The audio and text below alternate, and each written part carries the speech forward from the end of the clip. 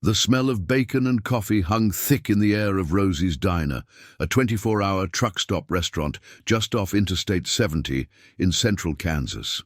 The lunch rush had thinned out, leaving only a handful of customers scattered among the worn vinyl booths and chrome-trimmed counterstools.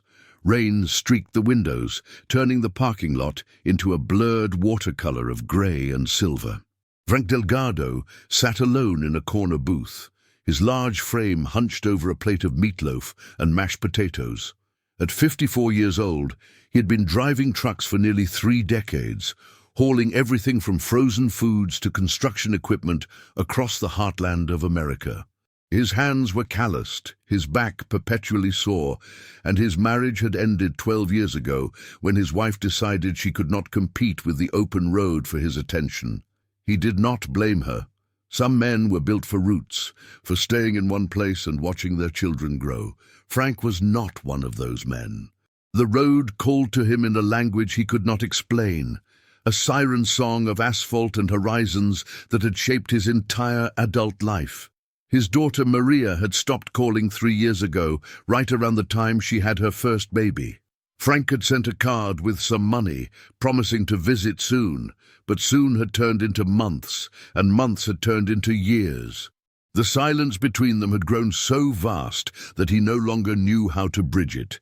He stabbed at his meatloaf without appetite, his mind wandering through the familiar landscape of regret.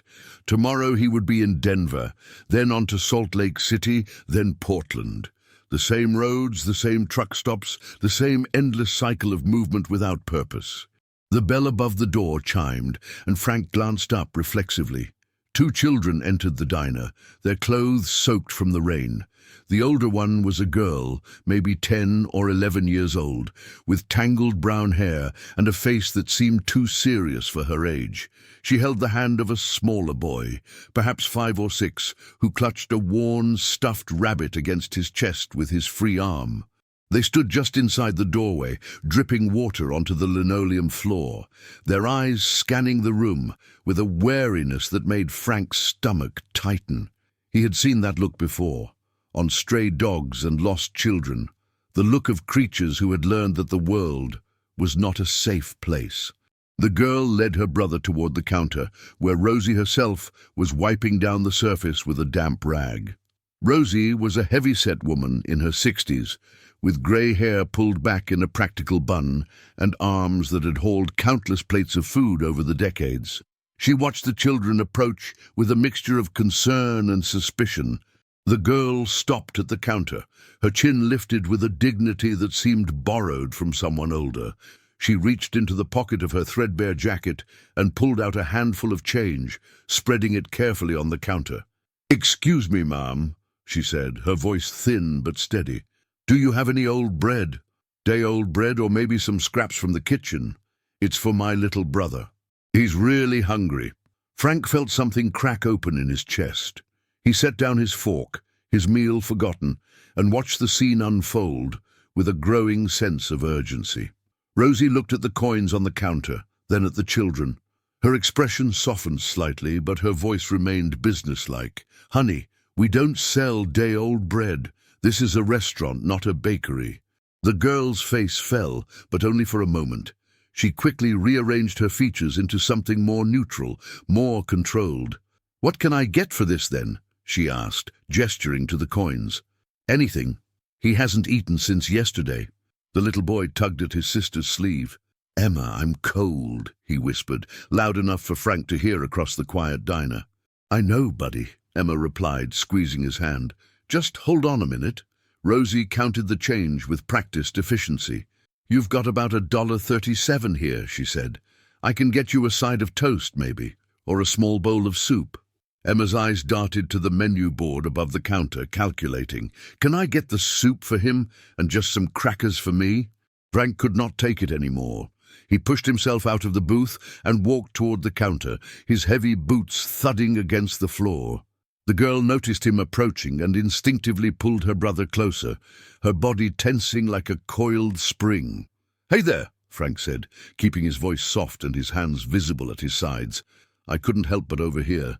Mind if I help out a little?" Emma's eyes narrowed with suspicion. "We don't need charity," she said, her voice harder now. "We have money." "I can see that," Frank replied. "But I've got more than I need, and I hate eating alone. How about you two join me at my booth and we all have a proper meal together? My treat." The little boy looked up at his sister hopefully, but Emma shook her head. "Our mom said we shouldn't talk to strangers." "That's good advice," Frank agreed. "Your mom sounds like a smart lady." He paused, considering his approach. "Tell you what, how about we stay right here at the counter, in full view of everyone? Rosie here can keep an eye on us. You can sit a couple stools away if you want, but please let me buy you kids something hot to eat. It would make me feel better." Emma studied him for a long moment, her dark eyes searching his face for any sign of danger. Frank held still, letting her look, understanding that trust was not something she gave easily. Finally, she gave a small nod. "Okay, but we sit at the counter, and if you try anything weird, I'll scream." "Fair enough," Frank said. He turned to Rosie.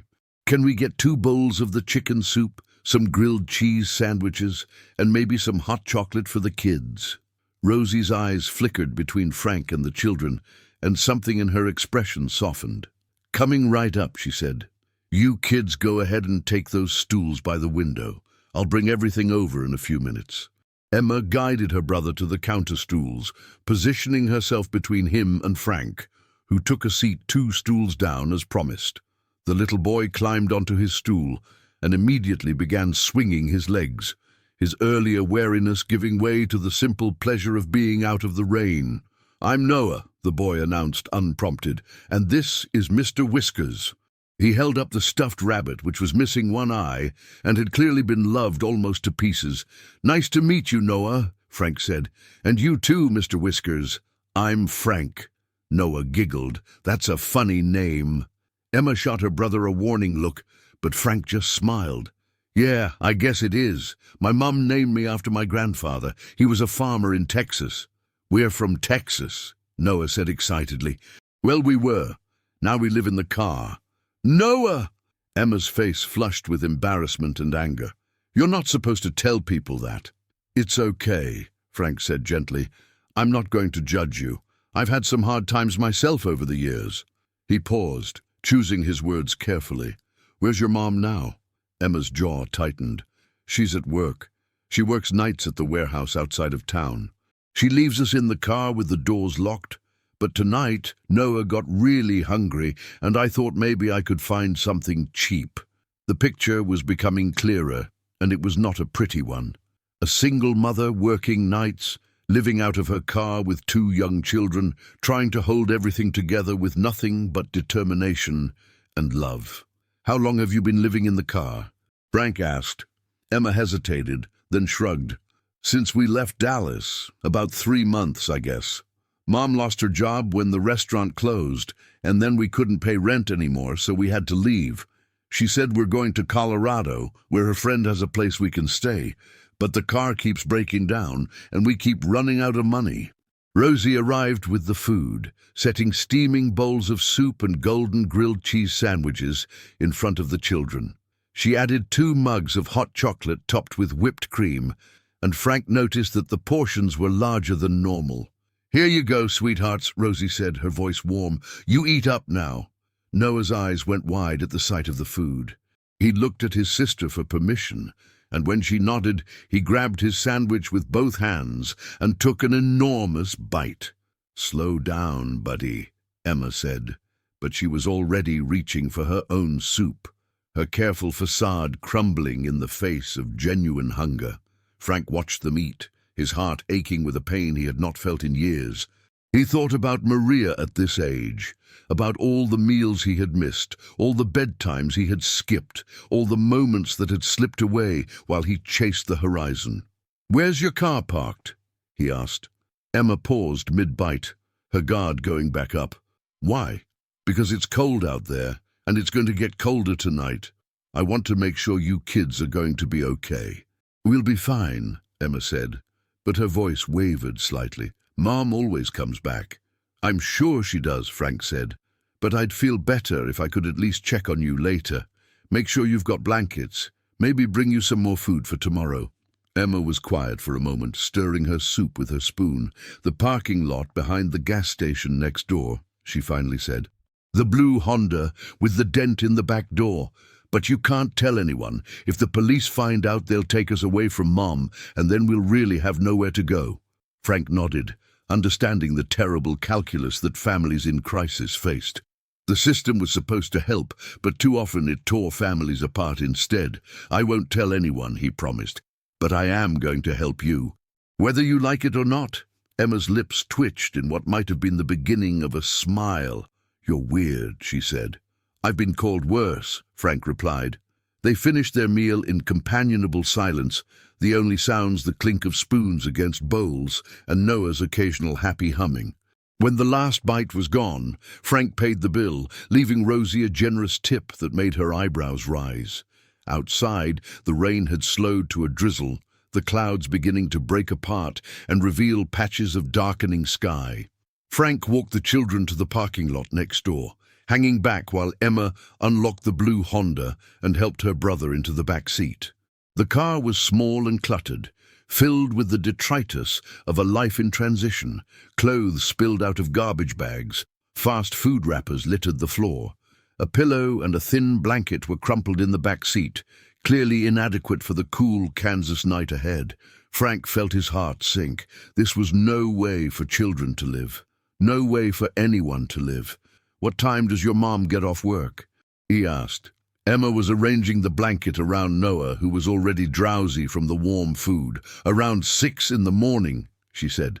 "She checks on us during her break around midnight, but she can't leave for long or she'll get fired."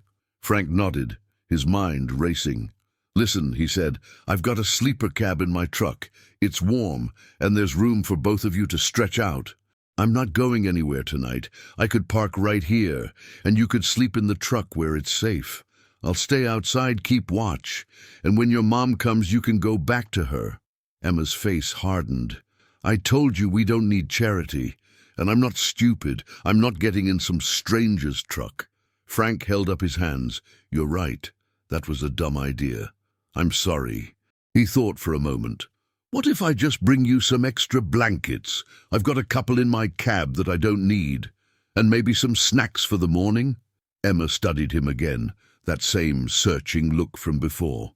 "Why are you doing this?" she asked. "Why do you care what happens to us?" The question hit Frank harder than he expected. He thought about all the reasons he could give, all the platitudes about human kindness and doing the right thing, but none of them felt true enough. "Because I have a daughter," he finally said. "Her name is Maria. She's grown now, has a kid of her own. But I wasn't there for her when she was your age. I was always on the road, always chasing the next haul. I missed everything that mattered, and now she won't even talk to me." He paused, his voice rough with emotion. "I can't go back and fix that, but maybe I can do something right now. Maybe I can help you, and it'll mean something." Emma was quiet for a long moment. Then slowly she nodded. "Okay," she said. "You can bring blankets, but that's it." "That's it," Frank agreed. He walked back to his truck, his mind churning with thoughts and plans. The blankets were easy enough to find, stuffed into the storage compartment above his bunk. He grabbed a bag of granola bars and some bottled water too, then made his way back to the Honda. Emma was sitting in the front seat now, Noah asleep in the back with his head on the pillow, and Mr. Whiskers clutched to his chest. She rolled down the window as Frank approached. "Here," he said, handing her the blankets and supplies. "This should help get you through the night." Emma took them, her fingers brushing against his. "Thanks," she said, and for the first time her voice held no suspicion, only gratitude. Frank stepped back from the car. "I'm going to park my truck over there," he said, pointing to a spot near the edge of the lot. "If you need anything during the night, just come knock on my door. Okay?" "Okay," Emma said. She hesitated, then added, "Frank? Thanks. For real." "You're welcome," he said. "For real."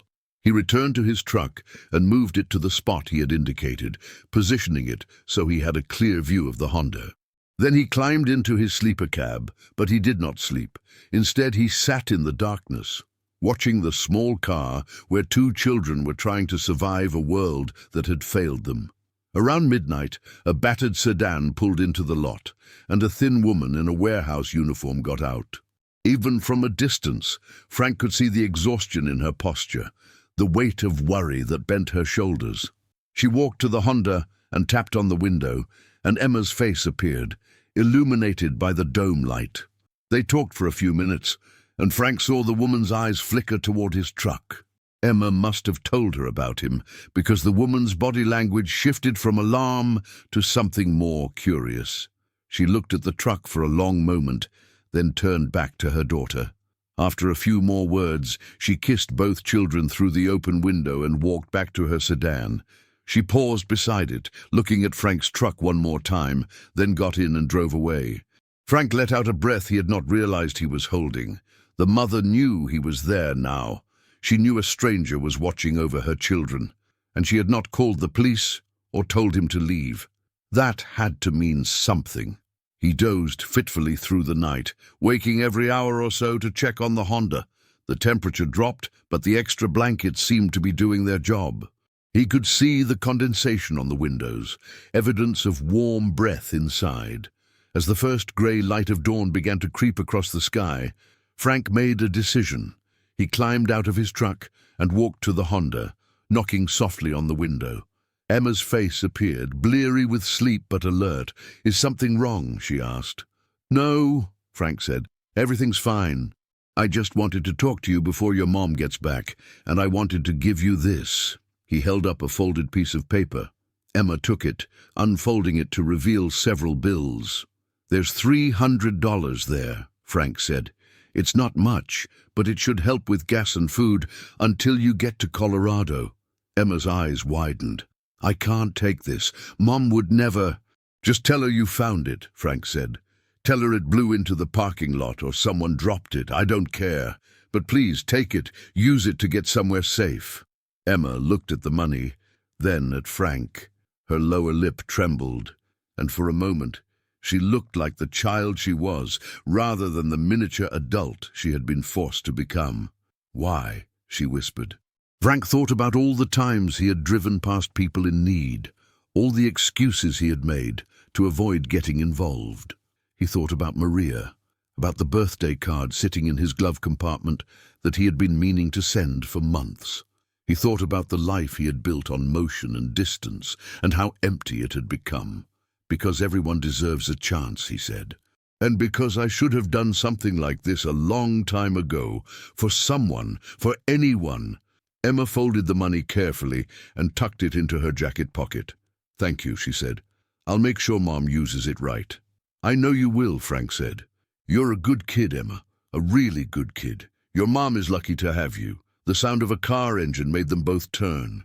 The battered sedan was pulling back into the lot, the mother returning from her shift. She parked next to the Honda and got out, her eyes immediately finding Frank. He stayed where he was, letting her approach on her own terms. "You're the trucker," she said. "The one Emma told me about." "Yes, ma'am," Frank replied. "My name's Frank Delgado." The woman studied him with the same searching gaze her daughter had. She was younger than Frank had expected, maybe early 30s, with dark circles under her eyes and lines of worry etched around her mouth. "I'm Patricia," she said. "Patricia Munoz. Emma says you bought them dinner and gave them blankets." "It was nothing," Frank said. "It wasn't nothing." Patricia's voice cracked slightly. "It was everything. You have no idea how hard it's been, trying to keep them safe, trying to keep them fed, trying to keep us together. Some nights I wonder if I'm doing the right thing, if they'd be better off in foster care, in a real home with heat and food." "No," Frank said firmly. "You're doing the right thing. Those kids love you, they need you. Don't ever doubt that." Patricia wiped her eyes with the back of her hand. "We're so close," she said. "My friend in Colorado, she's got a job lined up for me and a room where we can stay until we get back on our feet. We just have to get there." "How far is it?" Frank asked. "About 600 miles, Patricia said, "but the car's been acting up and I'm scared it won't make it. If we break down in the middle of nowhere—" She did not finish the sentence. She did not have to. Frank made a decision that surprised even himself. "I'm heading to Denver tomorrow," he said. "That's most of the way to where you're going. You could follow me. If your car breaks down, I'll be there to help. And when we get to Denver, I'll make sure you have enough money to finish the trip." Patricia stared at him. "Why would you do that? You don't even know us." Frank looked at the Honda, where Emma was watching through the window, Noah still asleep beside her. "Maybe that's exactly why," he said.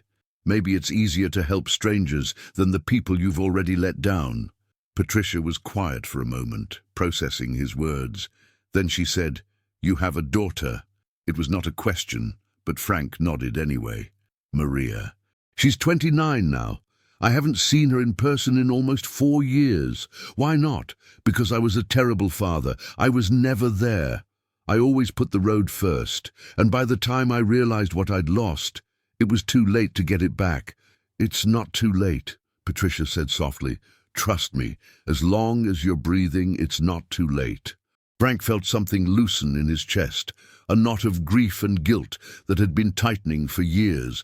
"You sound pretty sure about that." "I am," Patricia said. "My father walked out when I was 8. Didn't hear from him for 15 years. Then one day, he showed up at my apartment with a letter and a box of my baby pictures. He said he was sorry. He said he'd spent his whole life running from his mistakes, but he didn't want to die without trying to make things right." "What did you do?" Frank asked. Patricia smiled, a sad and beautiful expression. "I told him to go to hell. And then I cried for 3 days. And then I called him, and we talked for 4 hours, and I forgave him. Not all at once, not completely, but enough. Enough to start over." Frank blinked hard, his eyes burning. Is he still alive?" "He passed 2 years ago," Patricia said. "But those last few years we were close, closer than I ever thought we could be. He met my kids. He held Noah when he was a baby. He said it was the happiest he'd ever been." Frank turned away, not wanting her to see the tears that were threatening to spill over. "I'm glad," he managed to say. "I'm glad you got that time with him." Patricia reached out and touched his arm. "Call your daughter," she said. "Today. Don't wait another day. You don't know how much time you have." Frank nodded, not trusting his voice. They stood in silence for a moment, two strangers bound by circumstance and the universal need for connection. Then Patricia turned to the Honda. "Come on," she said. "Let's get the kids and find somewhere warm for breakfast. Then we can figure out the plan for getting to Colorado." They ate at Rosie's Diner again. All 4 of them crowded into a booth while Noah chatted about his dreams, and Emma allowed herself to relax for the first time since Frank had met her. Patricia told Frank about her life in Dallas, about the restaurant where she had worked for 8 years before it closed, about the scramble to find new employment and the slow slide into homelessness that had followed. "It happens faster than you think," she said, stirring her coffee. "One missed paycheck, one unexpected expense, and suddenly you're choosing between rent and food. We were lucky. We had the car. Some people end up with nothing." Frank listened, his understanding of the world shifting slightly. He had always thought of poverty as something that happened to other people, people who made bad choices or didn't work hard enough. But Patricia had worked hard her whole life. She had done everything right, and still the ground had crumbled beneath her feet. After breakfast, they made a plan. Frank would fuel up his truck and take care of some paperwork, then meet Patricia at the gas station next door. They would convoy to Denver, a 12-hour drive that Frank could stretch into 2 days by taking the scenic route. It would give Patricia's car a better chance of making it, and it would give Frank time to make sure they had everything they needed. "What about your haul?" Patricia asked. "Don't you have a schedule to keep?" Frank shrugged. "I've got a little flexibility, and besides, some things are more important than schedules." They parted ways temporarily, Patricia taking the kids to clean up at a nearby rest stop while Frank returned to his truck. He sat in the driver's seat for a long moment, staring at his phone. Then, before he could talk himself out of it, he dialed a number he had not called in 3 years. It rang 4 times, and Frank was about to hang up when a familiar voice answered. "Hello, Maria. It's Dad." Silence on the other end. Frank could hear his own heartbeat pounding in his ears. "Dad." Maria's voice was guarded, uncertain. "Is everything okay? Are you sick?" No, I'm fine," Frank said quickly. He paused, searching for the right words. "I just wanted to call, to see how you're doing, to apologize." More silence. Then, "You're apologizing? For what?" "For everything. For not being there. For missing your childhood, your graduation, your wedding. For not visiting when the baby was born. For being a terrible father who never put you first." He heard Maria take a shaky breath. "Dad." "I know I can't undo any of it," Frank continued, the words pouring out now. "I know I've wasted years that I can never get back, but I don't want to waste any more. I want to know my grandson. I want to know you, the woman you've become. I want to try, Maria, if you'll let me." The silence stretched on, and Frank closed his eyes, preparing for rejection. Then Maria spoke, and her voice was thick with tears. "I've been waiting for this call for so long. I thought it would never come." "I'm sorry it took me this long," Frank said. "I'm so sorry." They talked for almost an hour, the words tumbling out in a flood of confessions and forgiveness and tentative hope. Maria told him about her son Lucas, about her husband David, about the life she had built in Portland. Frank told her about the road, about the loneliness, about the 2 children he had met in a truck stop diner who had somehow cracked open his heart. When they finally hung up, Frank had an invitation to visit for Christmas, just 2 months away. It was not enough to heal 30 years of absence, but it was a start. A real, genuine start. He wiped his eyes and took a deep breath. Then he started the truck and drove to the gas station, where Patricia and the kids were waiting. The journey to Denver took 2 days, just as planned. Frank kept his speed down, checking his mirrors constantly to make sure the blue Honda was still following. They stopped frequently, for bathroom breaks and meals and simply to stretch their legs. Noah became Frank's shadow, following him around rest stops and asking endless questions about the truck. "How fast can it go? Can I honk the horn? What do you eat when you're driving? Do you ever see bears?" Frank answered every question with patience, discovering a gentleness in himself that he had not known existed. Emma warmed up too, gradually losing her defensive edge and revealing the curious, intelligent child beneath. On the second night, they stopped at a motel outside of Burlington, Colorado. Frank paid for 2 rooms, ignoring Patricia's protests. "Consider it an investment," he said. "In your future, in theirs." Patricia looked at him with shining eyes. "I don't know how to thank you. Get to your friend's place safely. Get back on your feet. Give those kids the life they deserve. That's all the thanks I need." They had dinner at a small Mexican restaurant next to the motel, the 4 of them laughing and talking like a family. Noah showed Frank how to make a paper airplane, and Emma told Frank about her favorite books. Patricia shared stories from her childhood in Dallas, and Frank found himself telling stories too, about places he had seen and people he had met during his years on the road.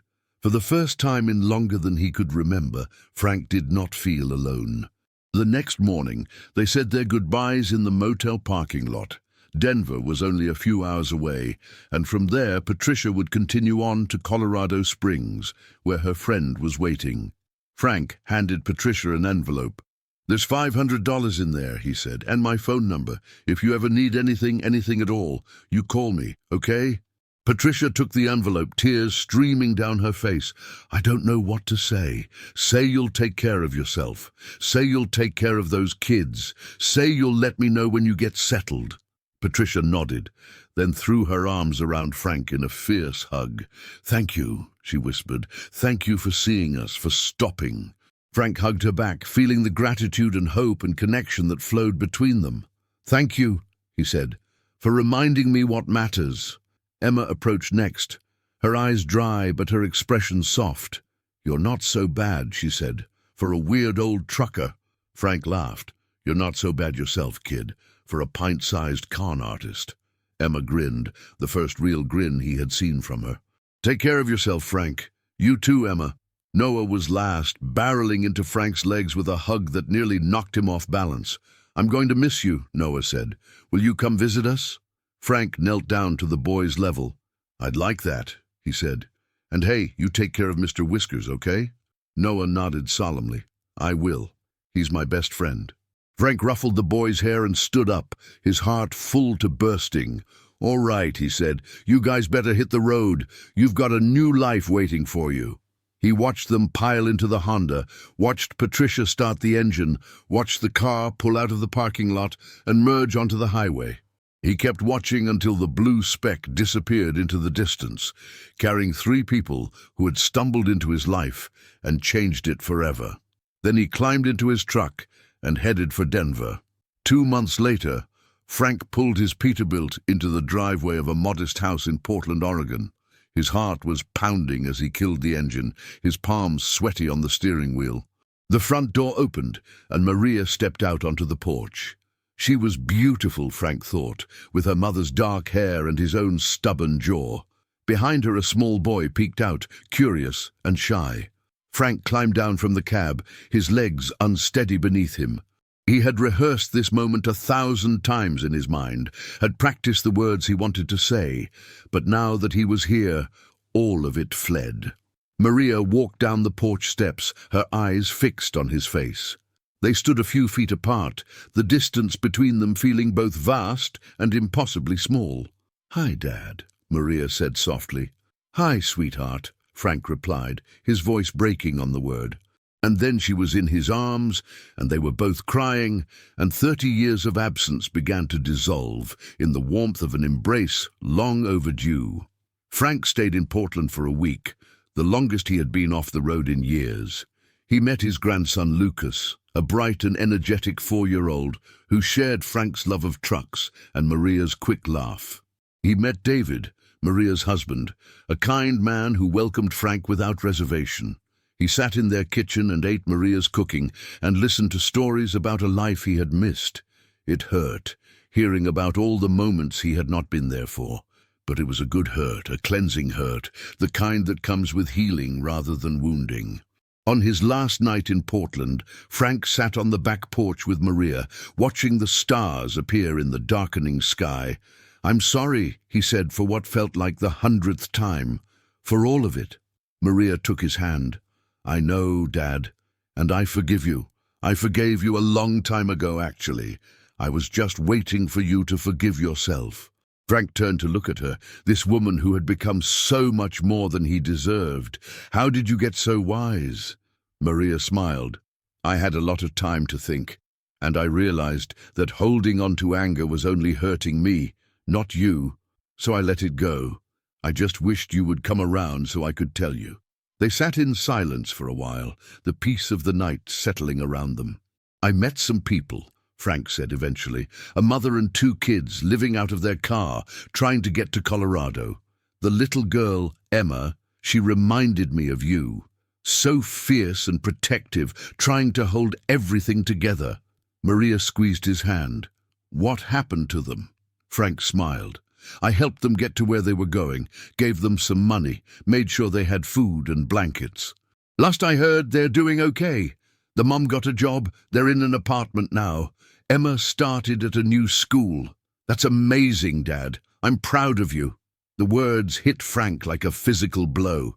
He could not remember the last time anyone had said they were proud of him. "It was them, really," he said. "They reminded me what's important, that people matter more than miles. That it's never too late to do the right thing." Maria leaned her head against his shoulder. "You know," she said, "Portland isn't that far from your usual routes. You could stop by more often. Lucas would love to see his grandpa's truck." Frank felt a warmth spread through his chest. "I'd like that," he said. "I'd like that a lot." He left Portland the next morning, but something had changed. The road still called to him, but it was a different kind of call now. Not an escape, but a journey. Not running from something, but running towards something. He called Patricia that afternoon to check in. She answered on the second ring. "Frank, how was Portland?" "It was good," Frank said, "really good. I'm going to go back for Lucas's birthday in the spring." "That's wonderful," Patricia said, and he could hear the smile in her voice. "I'm so happy for you. How are the kids? How's Emma?" "Emma's thriving," Patricia said. "She joined the chess club at school." "Can you believe it?" My little girl playing chess." Frank laughed. "I absolutely can believe it. That kid's got a mind like a steel trap." They talked for a while longer, catching up on the small details of their lives. Before they hung up, Patricia said, "Frank, thank you again. For everything. We wouldn't be here without you." "You would have found a way," Frank said. "You're the strongest person I've ever met, Patricia. Those kids are lucky to have you, and they're lucky to have you too," Patricia said. "You're part of our family now, whether you like it or not." Frank smiled, feeling the truth of her words settle into his bones. "I like it," he said. "I like it a lot." The miles continued to unspool beneath his wheels, but they felt different now.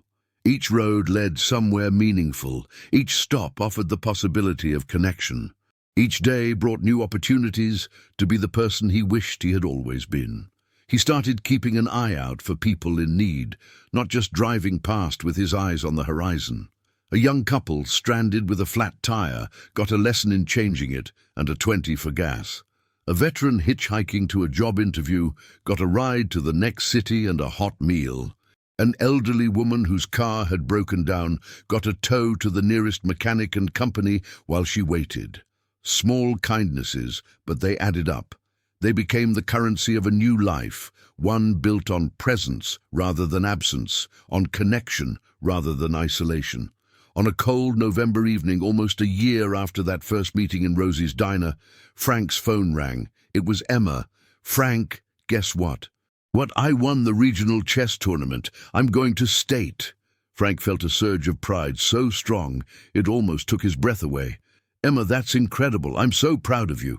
Will you come watch?" Emma asked, her voice suddenly shy. "I mean, I know you're busy, and it's probably out of your way, but—" "Wild horses couldn't keep me away," Frank said. "When is it?"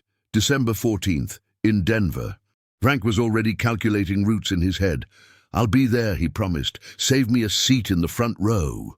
Emma's squeal of delight was loud enough that Frank had to hold the phone away from his ear. "Thank you, Frank. Thank you, thank you, thank you." They talked for a few more minutes, Emma describing her winning strategy in detail while Frank listened and asked questions. When they finally hung up, he sat in his truck and smiled at the darkening sky. A year ago, he'd been a lonely man driving through the rain, eating meatloaf in a truck stop diner, wondering if his life had any meaning left. And then a girl had walked up to the counter and asked for old bread, and everything had changed. "Do you have any old bread for my little brother?" Such a simple question. Such a world of pain and courage behind it. Frank had heard a lot of questions in his 30 years on the road, questions about directions and weather, questions about freight and schedules, questions about everything under the sun. But none of them had mattered like this one, because this question had not just asked for bread. It had asked for compassion, for recognition, for someone to see two children in need and choose to help. And Frank had chosen. For the first time in longer than he could remember, he had chosen to stop, to listen, to act. It was such a small thing, really. A meal, some blankets, a few $100s. Nothing that would change the world or make the news, but it had changed 4 lives, maybe 5 if you counted Frank himself. Maybe that was all any of us could do. Make small choices, take small actions, create small ripples in the vast ocean of human suffering. No one person could fix everything, but one person could fix something. One person could matter to someone. Frank started his truck and pulled onto the highway, heading west toward Portland, where his grandson was waiting to show him his collection of toy trucks. In December, he would go to Denver and watch Emma compete.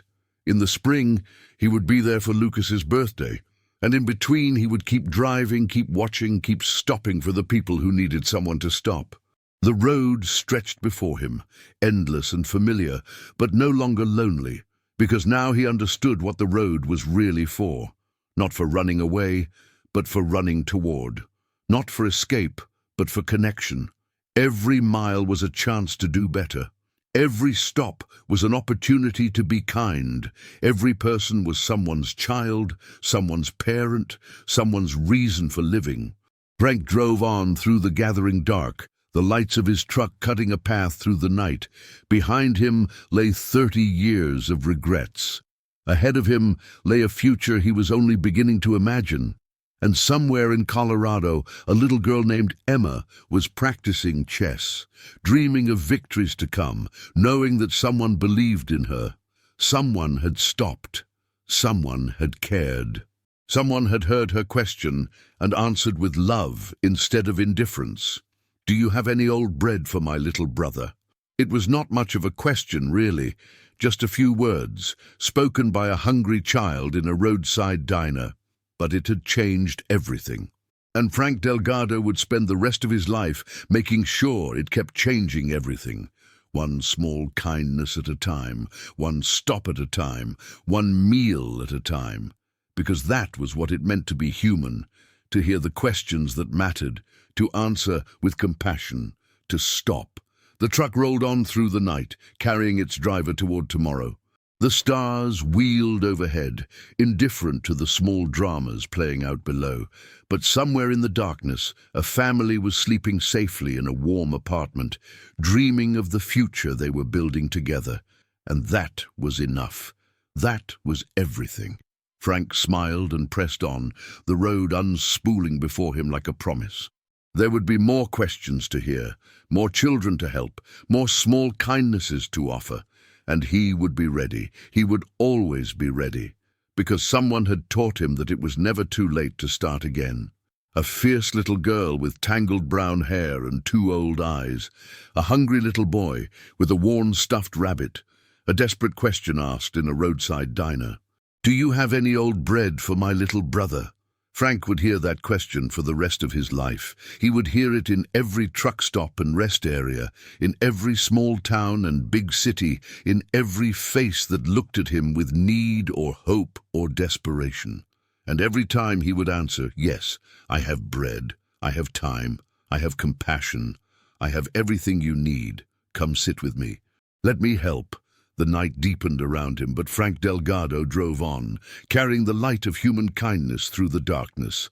1 mile at a time, one stop at a time, one heart at a time, until the road finally ended and a new journey began.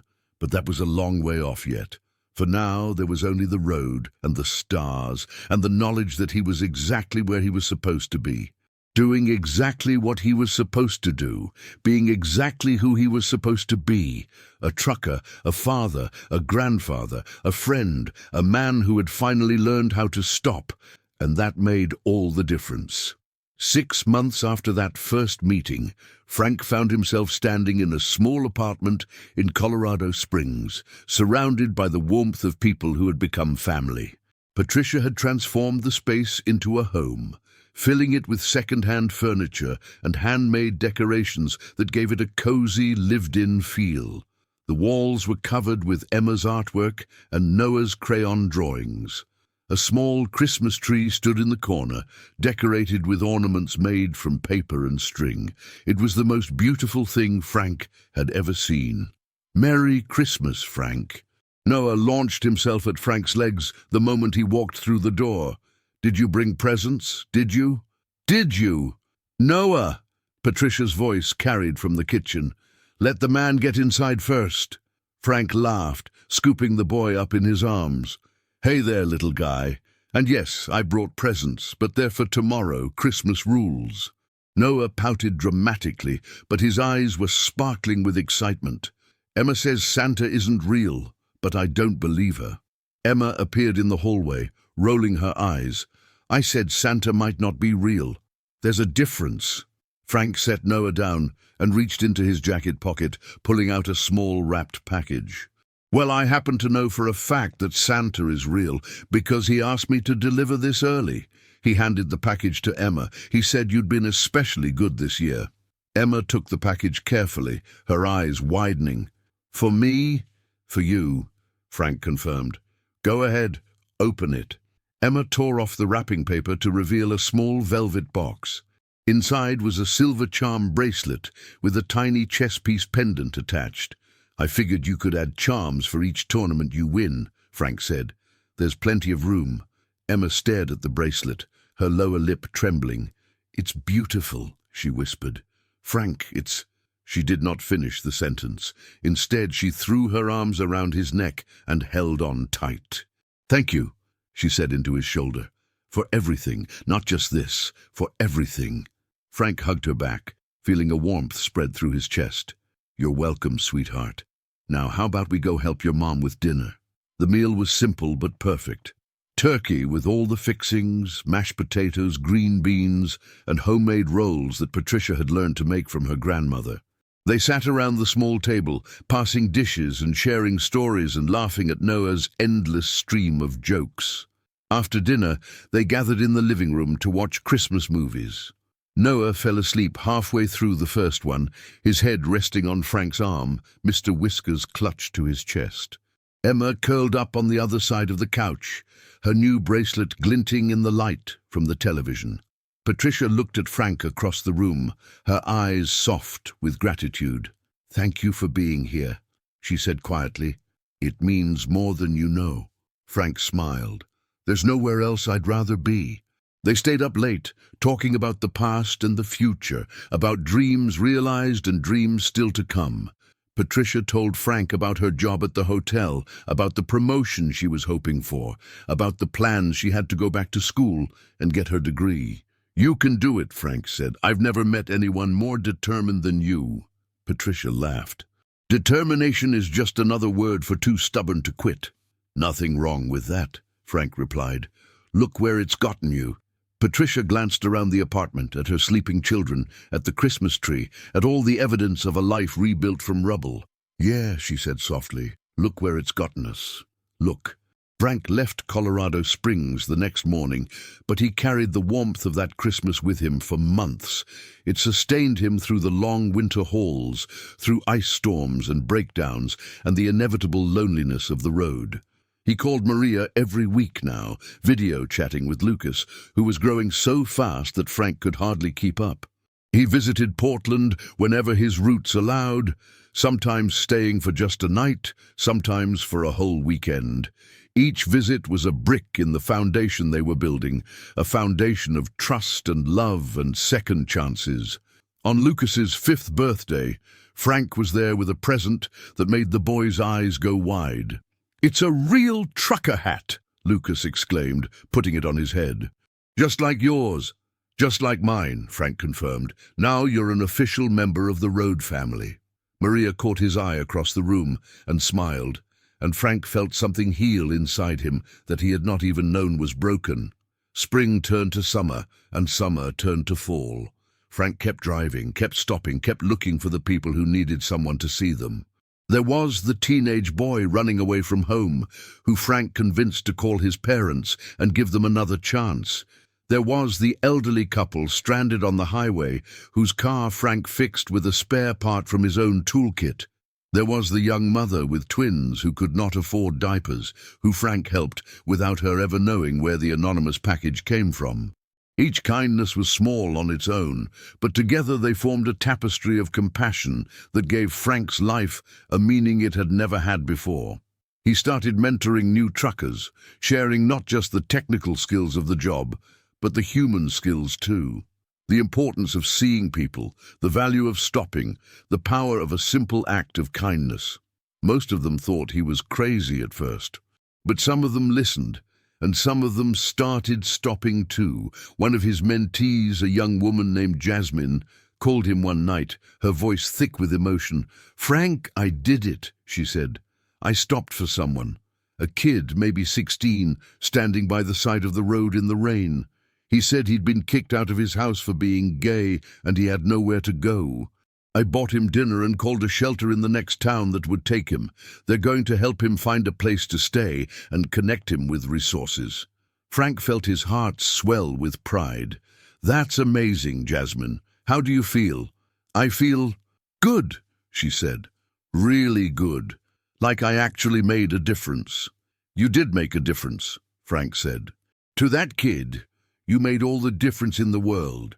The network grew slowly but steadily, truckers looking out for people in need, stopping when others would drive past, offering help without expectation of reward. They called themselves the Highway Angels, though the name never became official.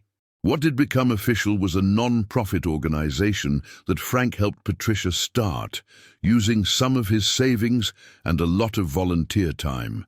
The organization provided emergency assistance to families living in their cars, helping them with food, gas, and connections to longer-term resources. They called it Emma's Hope, after the fierce little girl who had started it all by asking for bread. Emma herself was thriving. She had won the state chess championship and was now competing at the national level. More importantly, she was happy.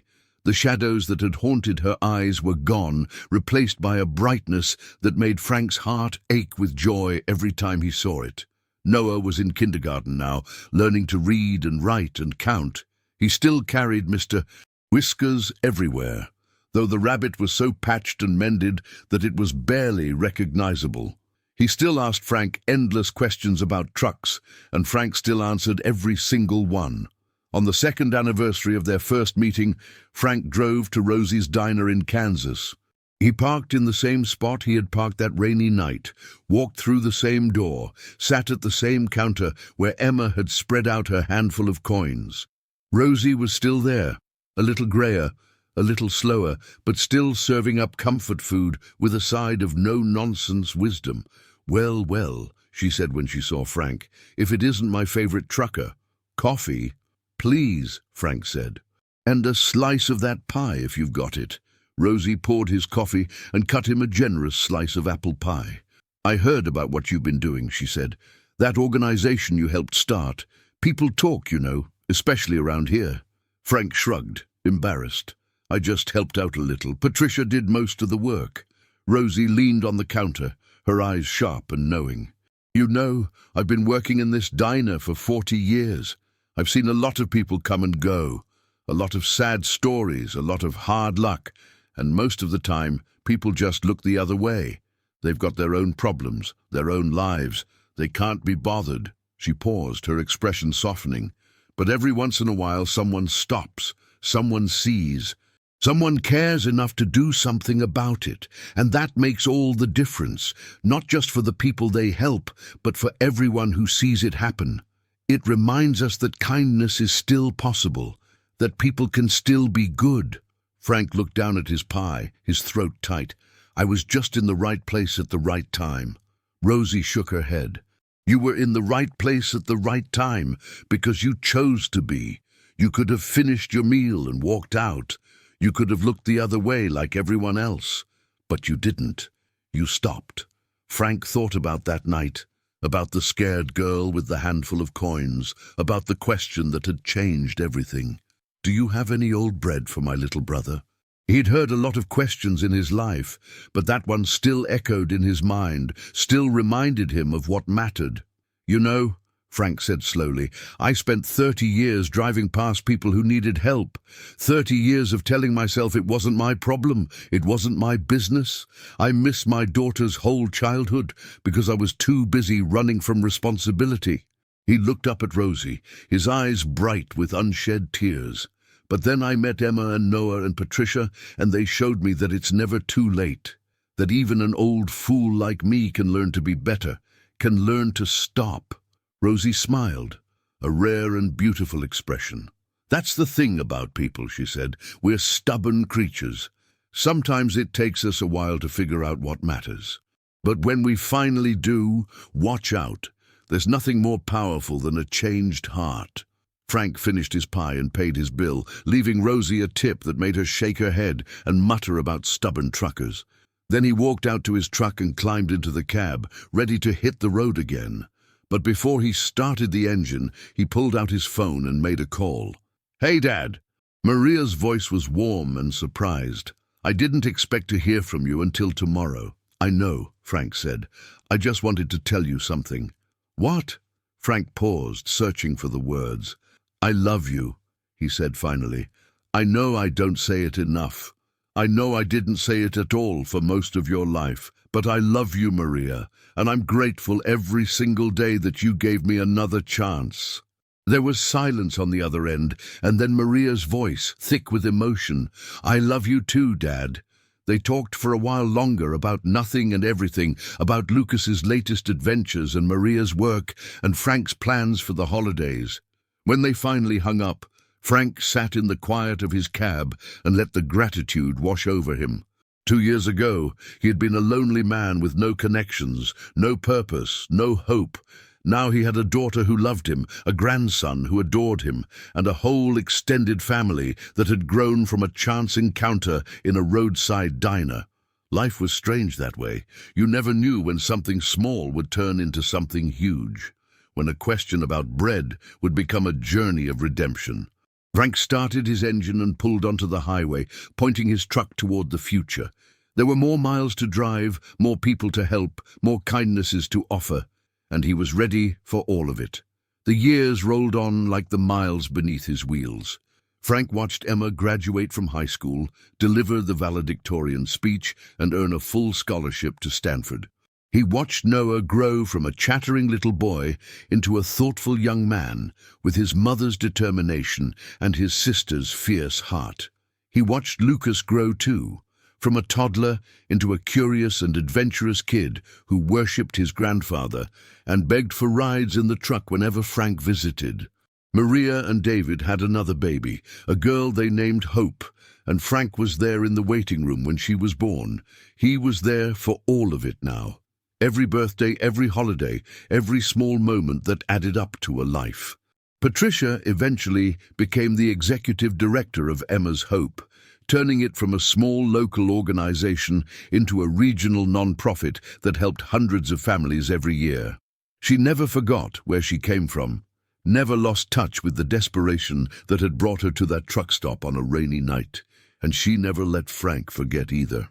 "You started this," she told him once, during a gala fundraiser where Frank was being honored for his contributions. "You saw us when no one else would. You stopped when everyone else drove by." Frank shrugged, uncomfortable with the attention. Anyone would have done the same. Patricia shook her head. "No, they wouldn't. That's the whole point, Frank. Most people don't stop. Most people look away. You were different. I was just a tired old man who needed something to care about," Frank said. Patricia smiled. "Maybe. But that tired old man changed everything for my family, for hundreds of families now. That matters, Frank. Don't ever let yourself think it doesn't."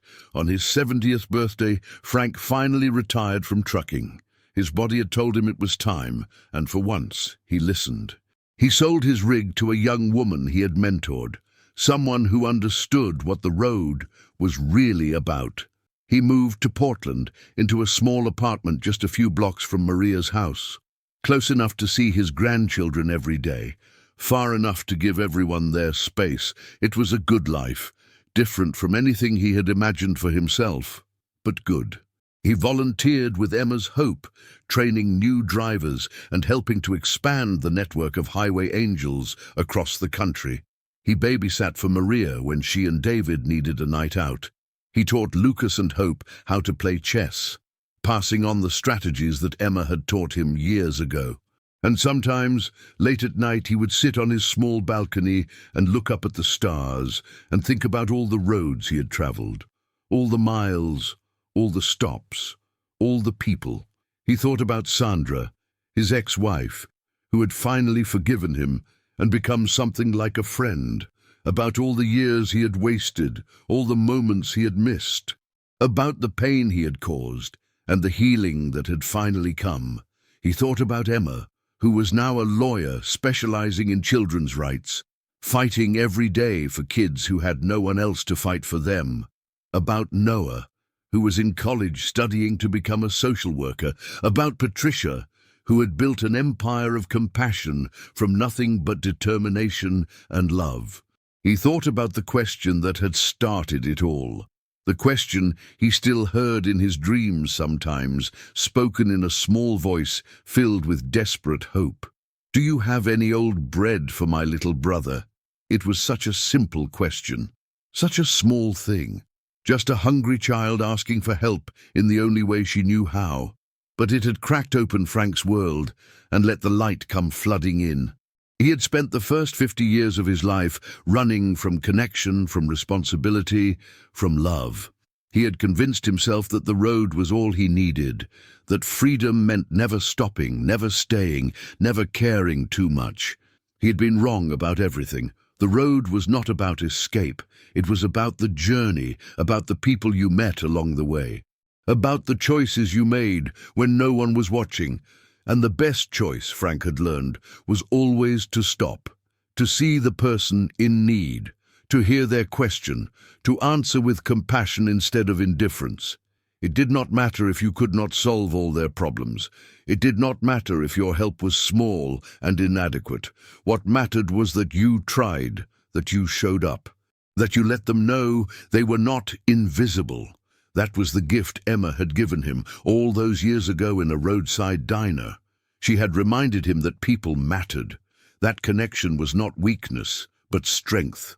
That it was never, ever too late to become the person you were meant to be. Frank closed his eyes and smiled, feeling the night breeze on his face, hearing the distant sounds of the city settling into sleep. Tomorrow he would wake up and walk to Maria's house for breakfast. He would play with Lucas and Hope, help Maria with dinner, maybe take a nap on the couch while the kids watched cartoons. A simple day, an ordinary day, but extraordinary in its ordinariness, precious in its everyday beauty. This was what he had been searching for all those years on the road. Not the horizon, but home. Not escape, but connection. Not running, but stopping. Stopping for the people who needed him. Stopping for the moments that mattered. Stopping long enough to realize that the best things in life were not at the end of the road, but right here, right now, in the people he loved and who loved him in return. Frank Delgado had driven more than 3 million miles in his lifetime. He had seen every state, crossed every border, delivered countless loads of cargo to countless destinations. But the most important journey he had ever taken was the one that had started with a question about bread, and it was still going, even now. It would keep going, he knew, long after he was gone. In Emma and Noah and Patricia, in Maria and Lucas and Hope, in all the people the highway angels had helped and would continue to help. That was the thing about kindness. It did not end. It rippled outward, touching lives you would never know about, changing futures you would never see. One question, one answer, one stop. That was all it took to change everything. Do you have any old bread for my little brother? Yes, Frank thought, looking up at the stars. Yes, I do. I have bread and time and love. I have everything you need. Just ask, and I will stop. I will always stop. That was his promise to the world, the legacy he would leave behind. Not miles driven or loads delivered, but lives touched, hearts opened, kindnesses shared. The road had taught him many things, but the most important lesson was this. We are all travelers, wandering through a world that can be harsh and cold and indifferent. But we do not have to wander alone. We can stop for each other. We can see each other, we can help each other, and when we do, the road becomes a little less lonely, the darkness becomes a little less dark, and home becomes wherever we find the people who love us. Frank smiled and went inside, closing the balcony door softly behind him. Tomorrow was another day, another chance to stop, another chance to love, and that was enough. That was everything, the end. But really, stories like this never truly end. They continue in the hearts of everyone who hears them, everyone who is moved to action by the simple power of human kindness. 3 years after Frank's retirement, Emma gave a TED Talk that went viral. She stood on that famous red circle and told the story of a night in a truck stop, of a question about bread, of a stranger who chose to stop. I was 11 years old, she said, her voice steady and clear. I was hungry and scared and desperate. I had been taking care of my little brother for almost 2 days, while my mum worked, trying to keep us both alive, on nothing but hope and stubbornness. She paused, letting the weight of her words settle over the audience. I walked up to the counter and asked if they had any old bread. Day-old bread, scraps from the kitchen, anything. I had $1.37 in my pocket. and I was prepared to spend every penny of it on whatever I could get for my brother. Emma smiled, her eyes glistening with tears she did not try to hide. And then a man at the next table stood up, a trucker, big and weathered, with hands that looked like they had spent a lifetime working. He walked over and asked if he could help. She took a breath, composing herself. I was suspicious, of course. I had learned by then that the world was not always kind to children like us. But there was something in his eyes, something gentle and sad and hopeful all at once. So I let him buy us dinner. I let him give us blankets. I let him help us get to safety. Emma looked directly into the camera, directly into the eyes of the millions who would eventually watch her speak. That man's name is Frank Delgado, and he changed my life. Not because he gave us money or food or a ride to Colorado. He changed my life because he saw us. In a world that had made us invisible, he saw us. He stopped. He asked if he could help, and then he did help, in every way he could. She spread her hands, encompassing the audience, the world. We talk a lot about big solutions to big problems, policy changes, systemic reforms, sweeping initiatives. And those things matter, they absolutely matter. But what Frank taught me is that change also happens one person at a time, one moment at a time, one choice at a time. Her voice grew stronger, more passionate. Every single one of you will have a moment like the one Frank had. A moment when you see someone in need and you have to decide whether to stop or drive past. Whether to ask if they need help or pretend you didn't notice. Whether to get involved or mind your own business. Emma leaned forward, her intensity filling the room. I'm asking you to stop. I'm asking you to see. I'm asking you to care. Not because it will solve all the world's problems, not because it will be easy or convenient or comfortable, but because it matters. Because that person matters, because you matter, and the person you become when you choose kindness over indifference is the best version of yourself. She straightened, her composure returning. My mother always told me that life isn't fair, and she was right. Life is brutally, heartbreakingly unfair. Children go hungry while food rots in dumpsters. Families sleep in cars while houses sit empty. Hard work and determination aren't always enough, and sometimes the people who deserve the most get the least. But, she continued, there's another truth my mother taught me, a truth that Frank Delgado proved to me on a rainy night in Kansas. She smiled, radiant and fierce and full of hope. The world is also full of people who stop, people who see, people who care. And when enough of those people come together, when enough of us choose kindness over indifference, when enough of us decide to be like Frank, the world changes. Not all at once, not overnight, but it changes. One question at a time, one answer at a time, one stop at a time. The audience rose to their feet, applause filling the auditorium like thunder. Emma stood in the center of it all, thinking about a truck stop in Kansas, about a question she had asked when she had nothing left but hope, about a man who had heard that question and answered with love. Do you have any old bread for my little brother? Yes, Frank had said, in 1,000 different ways. Yes, I do. And that had changed everything. After the talk, Emma called Frank on video chat. He was sitting in Maria's living room, surrounded by grandchildren, looking older but content. I watched it, he said. You did good, kiddo. Real good. Emma smiled through her tears. I just told the truth. You did all the hard work. Frank shook his head. The hard work was yours, Emma. You and your mom and Noah. I just helped a little. You helped a lot, Emma said. More than you'll ever know. They talked for a while longer about the response to the talk, about Emma's plans for the future, about the latest antics of Lucas and Hope. When they finally said goodbye, both of them knew that the connection between them would never fade, no matter how many miles or years separated them. Some bonds were forged in ordinary moments that turned out to be extraordinary. Some families were created not by blood, but by choice. And some questions, asked in desperation by a hungry child in a roadside diner, echoed through the years and changed the world. "Do you have any old bread for my little brother?" It was such a small question. But the answer, offered by a lonely trucker who had finally learned how to stop, had rippled outward across time and space, touching countless lives, inspiring countless acts of kindness, proving that one moment of compassion could change everything. Frank Delgado never became famous. His name would not appear in history books or be remembered by millions.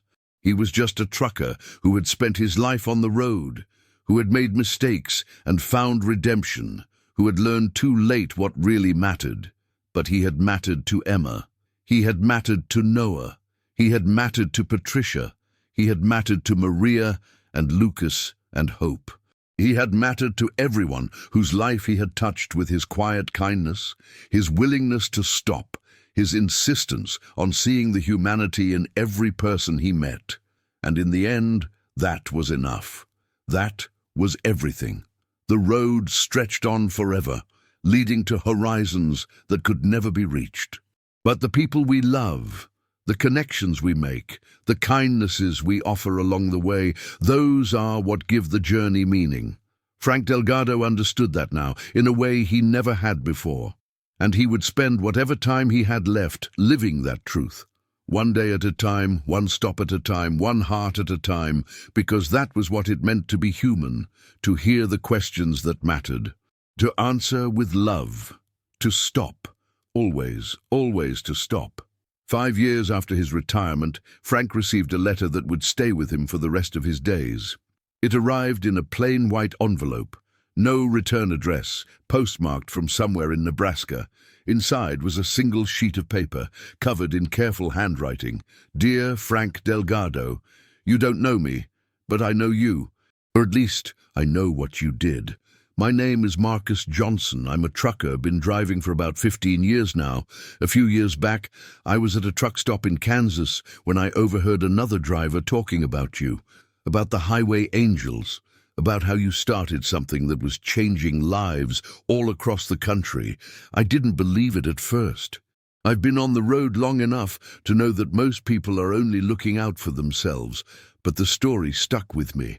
A little girl asking for bread, a trucker who stopped to help, a family that found its way back from the edge.